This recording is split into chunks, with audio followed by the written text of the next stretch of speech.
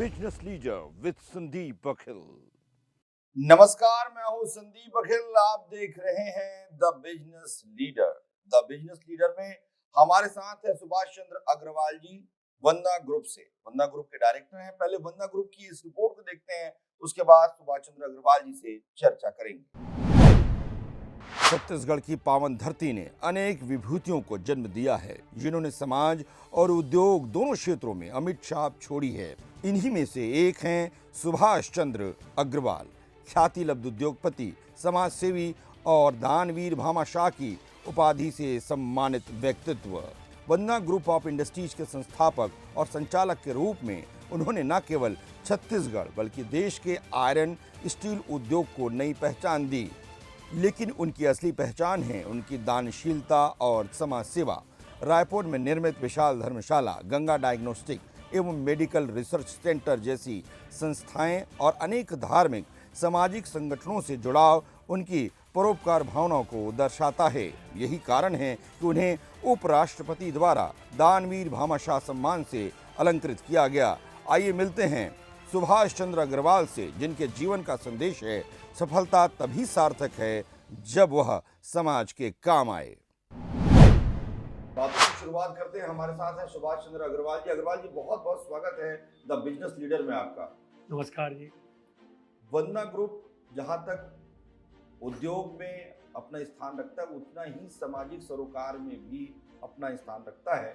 लेकिन वंदना ग्रुप की शुरुआत कहाँ से हुई, उसके बारे में हम जानना चाहते हैं। हम लोगों ने जो है 1975 में रायपुर में मोदी टायर की डीलरशिप से व्यवसाय शुरू किया। मतलब जो हमारे सबसे बड़े ब्रदर चतुर्भुज अग्रवाल हैं, वो उन लोगों ने मोदी की डीलरशिप मोदी नगर से लेके रायपुर में वंदना टायर के नाम से व्यापार शुरू किए। मतलब उसके साथ साथ में हम लोगों ने फिर एक पेस्टिसाइड जो व्यापार है, मतलब जो कीटनाशक दवाइयाँ हैं, फर्टिलाइजर्स हैं, उसका भी काम हमने रायपुर में शुरू किया।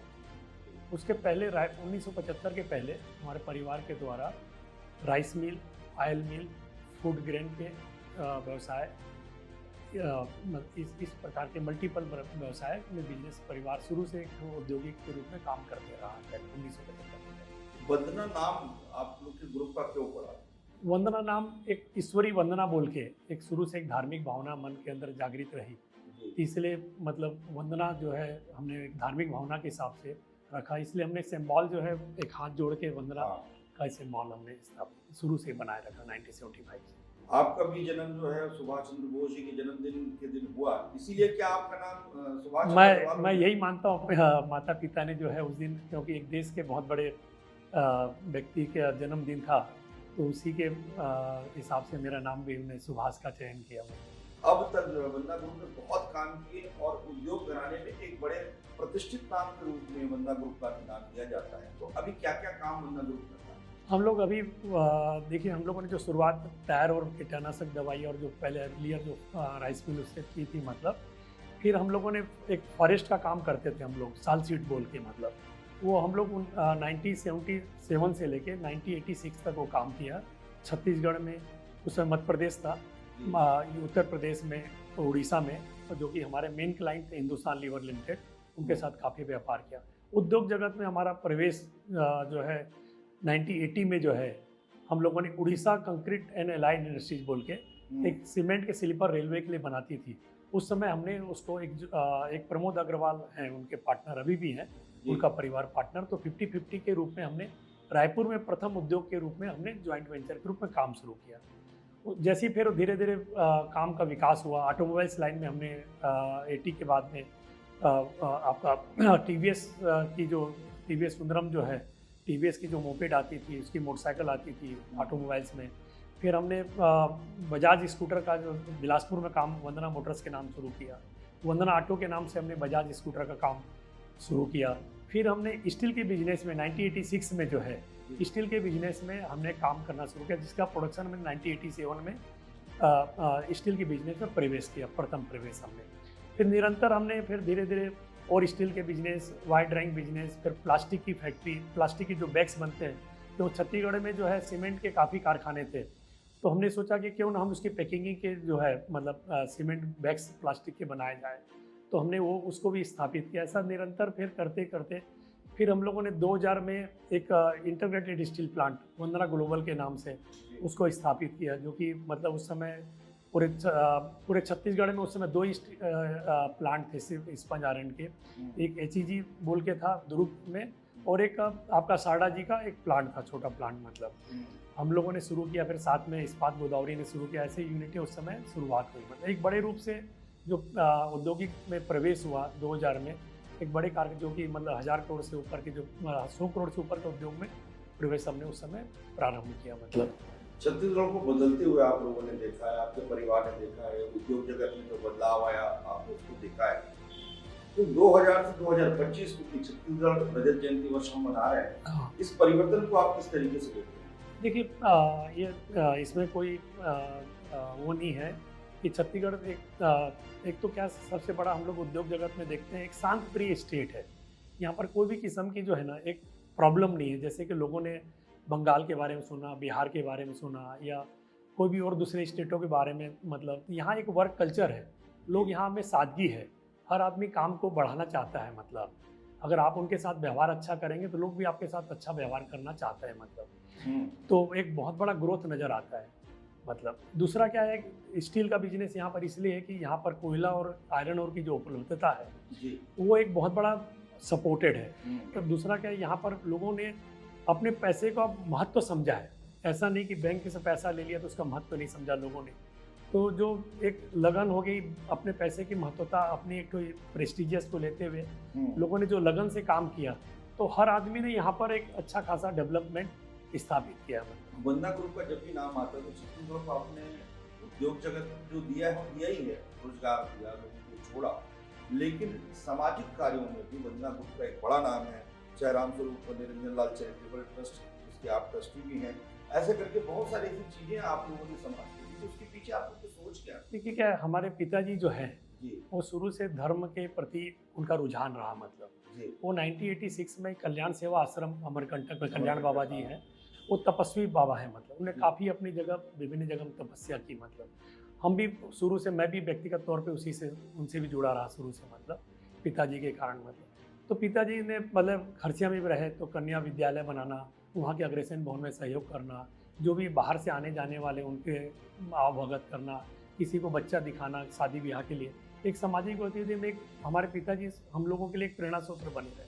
तो उनकी भी एक इच्छा थी कि भी रायपुर में क्यों ना एक अच्छी धर्मशाला जो है आधुनिक युग की, जो वर्तमान में जो फैसिलिटेट चाहिए लोगों को, उसके रूप की धर्मशाला, एयर कंडीशन धर्मशाला कैसी बनाई जाए, उसी को रूप हमने 1998 में काम शुरू करके फिर 2003 में हमने उसको VIP रोड में जो है राम सुविधा निरंजन धर्मशाला स्थापित किया, जिसमें कि हमने मतलब उस समय हमारे 140 बेड था, मतलब एयर कंडीशन हॉल, वो करीब 4 एकड़ जगह पे उसको स्थापित किया। उस जगह पे हम लोगों ने एक सोच ये थी कि हमको किराया नहीं लेना, मतलब जो एक्चुअल बिजली है, बिजली का इसलिए कि लोग दुरुपयोग नहीं करें, मतलब और एक लोग जो है साफ करके जाएं उस जगह को, और प्रॉपर्टी डैमेज नहीं करें। कोई भी प्रॉपर्टी डैमेज करता तो उसका रिएम्बर्समेंट लेना, जिससे कि जगह साफ सुथरी, डैमेज वाला काम नहीं हो। मतलब क्योंकि आज किसी पास पैसा है, मेरी सोच ये थी। मतलब उस सोच को मेरे को परिवार में मिलानी पड़ी, मेरी व्यक्तिगत सोच थी। मतलब मेरे को काफ़ी समाज के लोग, काफ़ी बुद्धिजीवी लोग काफ़ी करते थे, भाई आप इतनी बड़ी जगह को क्यों फ्री में दे रहे हो, आप कुछ भी टोकन अमाउंट लो या कुछ भी डोनेशन लो। बोला मेरे को डोनेशन मैं किसी से नहीं लूँगा, और कल के दिन डोनेशन लूँगा तो मेरे को ये लगेगा कि भाई ये धर्मशाला किसी व्यक्ति के मन में आएगा कि इसको दे दिया डोनेशन देने वाले को, या ज़्यादा किराया देने वाले को कम किराया देने वाले नहीं दिया। मतलब मैं समाज में भिन्नता नहीं चाहता, इसलिए मैंने कोई, जैसे हम अग्रवाल हैं तो ऐसा नहीं अग्रवाल को प्रायोरिटी देना, मैंने जो पहले आए उसको प्रायोरिटी देना। मतलब जो है कभी भी, जिससे कि एक भिन्नता समाज के अंदर स्थापित नहीं हो। मतलब किराया इसलिए नहीं लिया कि आज किसी पास पैसा है, हो सकता है आगे जाके किसी पास पैसा कम हो, उसके गेस्ट सब एयर कंडीशन में रुकने वाले हों, वो अपने गेस्ट को बुलाने में हिचके नहीं। आज उसकी आर्थिक ऐसी नहीं है कि वो किसी होटल में एफर्ड कर पाए। मतलब तो इसलिए मैंने उसको बिना किराए रहित रखा कि वो अपने गेस्ट को बुला सके, कंफर्ट जगह में, एयर कंडीशन में, अटैच बाथरूम में अपने गेस्ट को रख सके, हॉल में एयर कंडीशन बैठ सके, तो एक रिश्ते निभाने में उसे जो है कहीं हिचक नहीं हो, ये मेरी एक मुख्य सोच थी। मतलब आज उस सोच का नतीजा, धर्मशाला आपने शब्द का उपयोग किया, अंदर से तो बड़े जैसे कोई बड़े होटल्स होते हैं तो सुविधाएं वहाँ होती हैं, वैसी सुविधाएं वहाँ हैं? इसके पीछे एक था कि एक हर जनरेशन को जो है, एक शहर को और एक जनरेशन को जो एक मैसेज देना कि धर्मशाला का नाम एक काफ़ी मतलब अग्रसेन महाराज के टाइम से जब चला आ रहा है, तो वो नाम का एक शब्द विलोपित नहीं हो। अगर हम इसको मान लो भवन शब्द दे देंगे तो हो सकता है धर्मशाला शब्द को क्या होती है आगे जनरेशन जो है समझ नहीं पाएगी कि धर्मशाला क्या होता है। इसलिए नाम उसको धर्मशाला देना बहुत ज़रूरी है कि अपनी संस्कृति को बचाना है तो धर्मशाला नाम को बचा के रखना पड़ेगा। वंदना ग्रुप में वंदना डायग्नोसिस के माध्यम से भी बड़ी सेवाएं समाज की कर रहा है, उसके बारे में। Ganga diagnosis and medical centre जो है हमने रायपुर में स्थापित किया है। मेरे मन में एक विचार आया 2011 में, मैं कई डॉक्टरों से मेरा मित्रता रही यहाँ पर। जब रायपुर में डीके हॉस्पिटल था तो मैं वहाँ पर मेरी उठ बैठ थी डॉक्टरों के साथ में।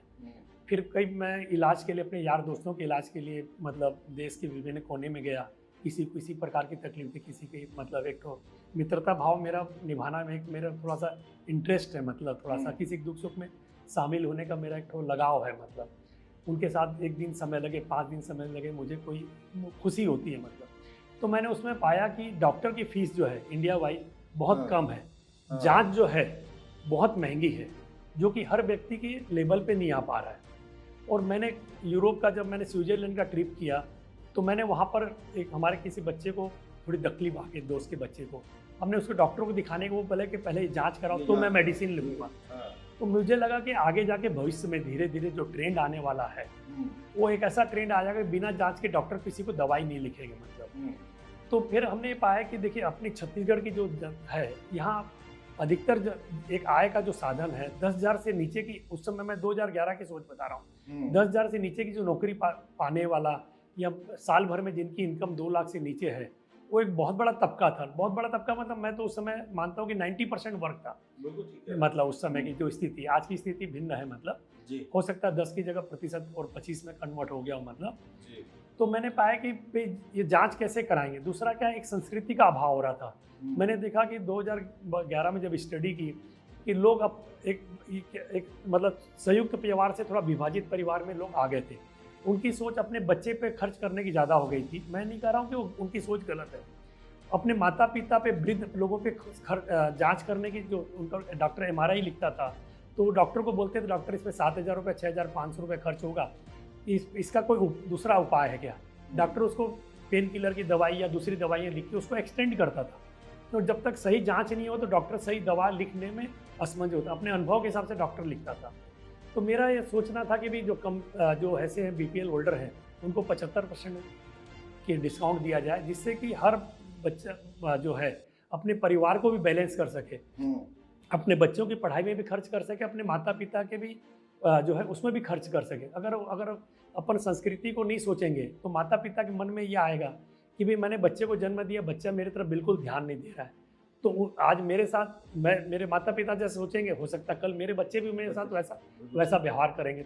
ये कहीं ना कहीं एक सामाजिक पारिवारिक भिन्नता आना, संस्कृति में कहने का भाव आना, तो मुझे एक बहुत बड़ा उसमें गैप दिख रहा था। इसीलिए मेरी उस समय जब मैंने इसके पीछे ज़मीन छोड़ के 28 करोड़ रुपये का इन्वेस्टमेंट किया था।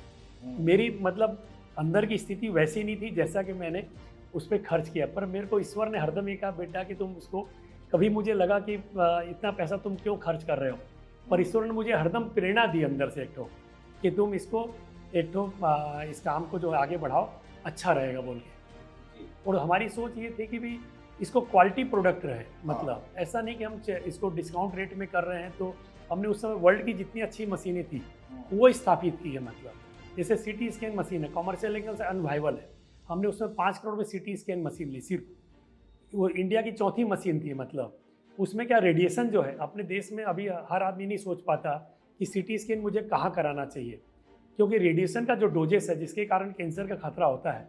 तो मैंने उस समय एग्जामिन किया, इसका USA का पूरा डाटा निकलवाया कि सबसे कम डोजेस किस में है जिससे कि रेडिएशन का खतरा कम हो।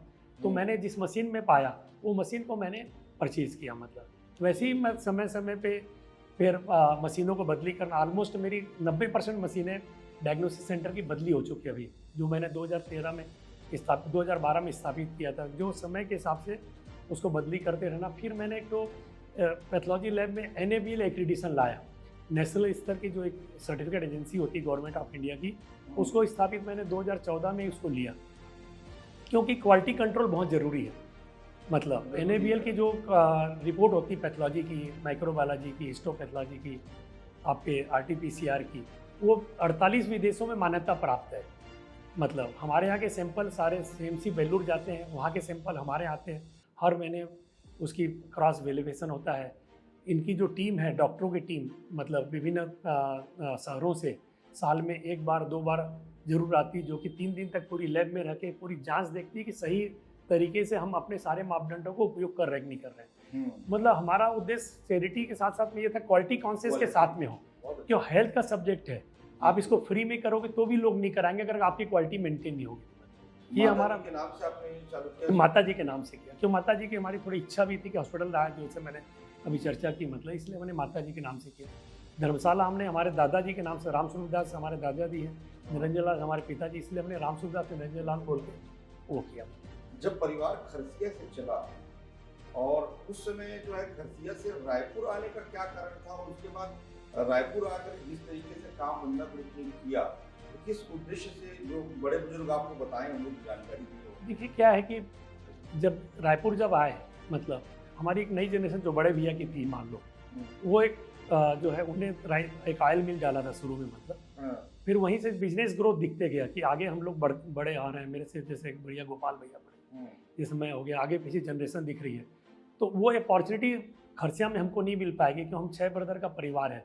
आगे जाके धीरे धीरे जो ग्रोथ करना रहेगा, कि जब तक कोई बड़ी जगह नहीं जाएंगे हमको ग्रोथ का चांस नहीं मिलेगा। मतलब तो मैं 1977 में आया, जब 1975 में ब्रदर आ गए थे, 77 में मैंने BCom की ग्रेजुएशन खरसिया से की, प्रीवियस और फाइनल की ग्रेजुएशन मैंने रायपुर में की। मतलब तो मैं साथ में व्यापार भी करता था, यहाँ पर टायर का बिजनेस भी मैंने देखा, पेस्टिसाइड का फॉरेस्ट का काम भी देखा, एजुकेशन भी मैंने साथ साथ में 1980 तक एजुकेशन भी साथ में किया। वंदना ग्रुप आगे भविष्य में और क्या क्या काम, नए काम जो है वो कर रही है? अभी हम लोग एक हॉस्पिटल सेक्टर, कॉमर्शियल एंगल से हॉस्पिटल सेक्टर में जो है, जो शहर के अंदर सुविधा डेवलप हो, भले आप जितनी सुविधा डेवलप होगी उतना एक कंपटीशन डेवलप होगा। तो हम एक 350 बेड और आगे जाके 550 बेड का एक हॉस्पिटल रायपुर में कमल विहार में जो है उसका निर्माण काम शुरू करते हैं, जो कि एक्सपेक्टेड है 2027 में चालू हो जाएगा, ऑपरेटेड आ जाएगा। सर सुविधा मतलब सुपर स्पेशलिटी। तो जितने सुपर स्पेशलिटी रायपुर में आएंगे उतना एक मेडिकल हब के रूप में रायपुर जाना जाएगा।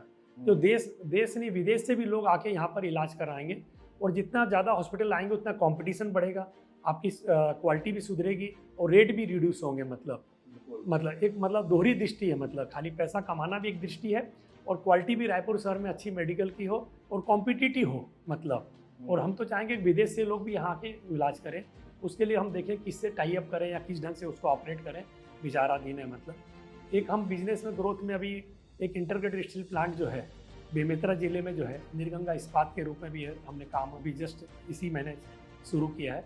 वो भी एक्सपेक्टेड है कि ट्राई करेंगे 2026 एंड तक उसका भी प्रोडक्शन आ जाएगा। अभी पहले चरण में हमने यही लिया है। सामाजिक दृष्टि से हमने थोड़ा सा एक कुछ काम ज्वाइंट वेंचर में और शुरू किया है, एक सुनहरा रिश्ता बोल के, अच्छा, जो कि सभी समाज के बायोडाटा को इलेक्ट्रॉनिक माध्यम से जो है लोगों को उपलब्ध हो। क्योंकि हम देख रहे हैं कि पहले हर समाज के लोगों में बड़े बुजुर्ग होते थे जो रिश्ते तय करा देते थे, ये कम्युनिकेशन का अभाव हो रहा है। तो जैसे अब ऑल इंडिया लेवल पे शादी.com और ये सब जीवन साथी चल रहे हैं, उसी टाइप से हमने भी एक तो मॉडल स्थापित किया ज्वाइंट वेंचर में, सुनहरा रिश्ता बोल के, जो कि लोगों को मतलब एक प्लेटफार्म मिले और उस पर लोग अपना रजिस्ट्रेशन करा के अपने सुटेबल जीवन साथी का जो है चयन कर पाएँ। दूसरा क्या, इसमें कॉमर्शियल एंगल बहुत ज़्यादा हमने 20 साल से देख रहे, कॉमर्शियल एंगल बहुत ज़्यादा जुड़ गया था। बहुत सी कॉमर्शियल एजेंसियाँ हैं, ठीक है, वो अपनी मेहनत का प्रतिशत के रूप में पैसा लेने लग गए थे, मतलब जो कि समाज में थोड़ा सा ऐसे आने लग गया था, इतने करोड़ का रिश्ता, इतने लाख का रिश्ता है, एक इस टाइप का एक तो माहौल क्रिएट हो रहा है। हमने उसको सिर्फ एक रजिस्ट्रेशन का फ्री रजिस्ट्रेशन भी रखा है, और एक आपको स्पेशल कोई सर्विस है तो उसका भी नॉमिनल रेट हमने रखा है। मतलब एक दूसरी एजेंसी हमने एक ठोर शुरू की है, सुनहरा जॉब बोल के। अच्छा, वो भी एक जॉइंट वेंचर में हमारे एक फैमिली दोस्त हैं, उनके बच्चे के साथ में नई जनरेशन वो भी काम में लगे। दूसरा कि भी लोगों को जॉब कैसे मिले, और यहाँ के जो छत्तीसगढ़ के बच्चे हैं उनको अब हम लोग राष्ट्रीय स्तर और अंतर्राष्ट्रीय स्तर पर कैसे पहुँचाएँ, उनको किस रूप से ट्रेनिंग दें। मतलब एक हमको भी मतलब ये कि भी एक सामाजिक दृष्टि भी है इसमें, और एक तो आर्थिक, जो बच्चा ज्वाइंट वेंचर में उसको भी आर्थिक कुछ लाभ मिलता रहे, ये हमारी सोच है। मतलब क्योंकि जब तक कि यहाँ के बच्चों को अपॉर्चुनिटी बाहर नहीं मिलेगी एक अच्छी एजेंसियों के माध्यम से, तो कोई ना कोई माध्यम चाहिए। हमने इसलिए 2 सेक्टर को चुना, एक सामाजिक तौर पे सुनहरा रिश्ता और एक सुनहरा जॉब सामाजिक तौर पे। आप जो ये तो सामाजिक सरोकार की चीज़ों में, धार्मिक चीज़ों से भी आप जुड़े रहते हैं, चाहे अग्रसेन भवन सचिया के आप ट्रस्टी रहे हैं, अग्रवाल रायपुर के सलाहकार भी हैं महासभा के, श्री महावीर गौशाला से भी आप जुड़े हुए हैं, जवाहर नगर मंदिर के भी सदस्य, जगन्नाथ मंदिर के भी सदस्य हैं। सब समय कैसे निकाल पाते हैं आप व्यापार और उसके बीच? देखिए क्या है कि मेरी रूटीन सुबह 5:30 बजे शुरू हो जाती है। मैं ऑलमोस्ट 9 बजे व्यापार में आ जाता हूँ। मतलब तो मेरी नॉर्मली मेरा 2 बजे तक जो है दोपहर का 2 से 3 बजे तक एक तो व्यापारिक गतिविधि काफ़ी सिमेट लेता हूँ, प्रयास ये रहता है मेरा। उसके बाद जो भी सामाजिक गतिविधि है मतलब उसमें किस रूप से अपना समय दे पाएँ, मतलब एक प्रयास ये रहता है कि भी अधिक से कुछ मतलब लाइफ को बैलेंस करना, परिवार को समय देना, उनके साथ पिक्चर भी जाना, परिवार के साथ उनके साथ देश विदेश की यात्रा भी करना, मतलब और उनके साथ भोजन करने भी जाना, मित्रों से मिलना। तो मेरा मित्रता भाव बहुत ज़्यादा एक ठो रहता है कि मेरे कुछ खुशी होती है। मतलब तो हर लाइफ मेरा शुरू से शौक़ रहा है एक्चुअल में कि मैं हर नई जनरेशन को कहीं पर बातें होती है, टेबल टॉक होता है, तो मैं उनको यही कहता हूँ कि आप लाइफ को बैलेंस करके चलो। मतलब अक्सर आज के समय में जब हम आगे बढ़ने की सोचते हैं, व्यापार की सोचते हैं, तो कहीं न कहीं हम अपने नैतिक मूल्यों को भूल जाते हैं। लेकिन आपने सदैव जो है आपके परिवार में, आपके ग्रुप ने अपने नैतिक मूल्यों को लेकर हमेशा सजग रहे हैं, उसको साथ लेकर चलते हैं। देखिए क्या है, आदमी पैसा कमा लेना अलग बात है और नैतिकता के साथ पैसा कमा लेना अलग बात है। मैं अपने नई जनरेशन के जितने बच्चे आ गए हैं, अपने ब्रदर भी छोटे हैं, मतलब बड़े को तो हम इतनी एडवाइस दे नहीं सकते मतलब, और उनको मैं एक ही कहता हूँ नैतिकता के साथ आगे बढ़ो। देर है अंधेर नहीं है मतलब, और आपके नसीब समय से पहले नहीं, भाग्य से ज़्यादा नहीं, न किसी को मिला न मिलेगा। कभी कारणवश कभी आ भी गया तो पता चले कभी भी जा सकता है। मतलब तो अपन में कर्मों पे और भाग्यों पे भरोसा रखो और नैतिकता अपनी बनाए रखो। आप चंद पैसा, कभी जल्दीबाजी में पैसा कमाने के लिए अपने मन में भटकाव मत लाओ।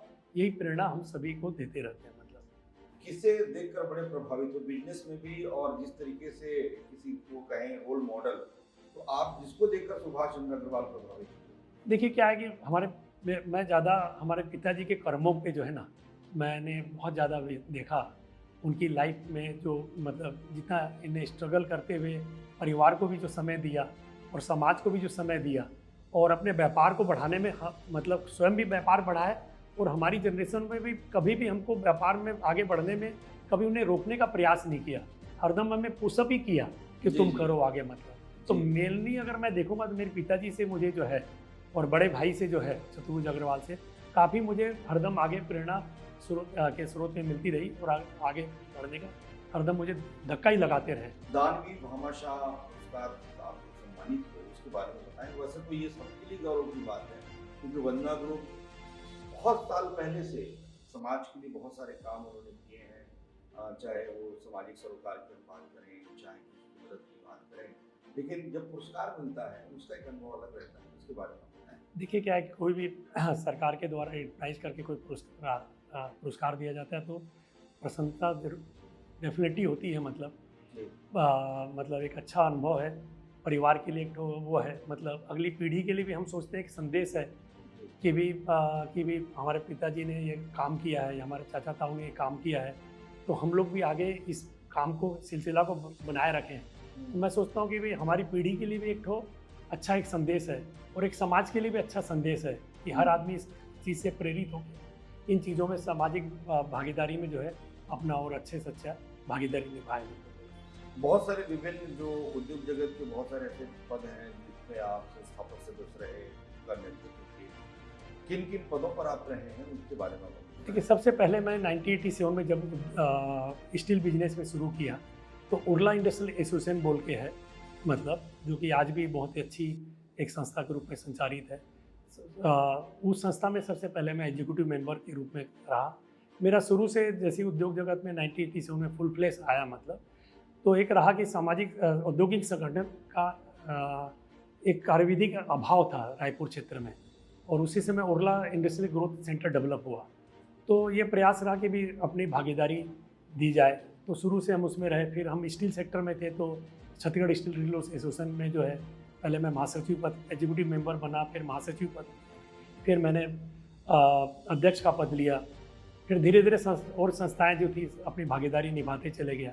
फिर मैंने 2003 में जो है एक छत्तीसगढ़ स्टील चेंबर बोल के गठन किया, मतलब संस्थापक सदस्य रहा मैं। उसमें क्या था, Chhattisgarh steel rolling mill association, Chhattisgarh mini steel plant association, Chhattisgarh sponge iron association, Raipur iron steel trade association, Raigarh की स्पंज आयरन एसोसिएशन, रायपुर के जितने भी आपका एजेंट स्टील के एजेंट एसोसिएशन, ऐसे करके 800 सदस्य थे उसमें। मतलब सुभाष चंद्र जी, बहुत सारी बातें आपने आज चर्चा की और बहुत सारी बातें आपने बताई, उद्योग से जुड़ी बातें आपने बताई, साथ ही किस तरीके से व्यापार के साथ हम अपने सामाजिक दायित्वों का भी निर्वहन करें, उसके बारे में भी आपने बहुत अच्छे से बताया। तो अग्रवाल जी, आपका बहुत बहुत धन्यवाद, आपने बिजनेस लीडर में अपना बहुमूल्य समय दिया। धन्यवाद, आपका आभारी है।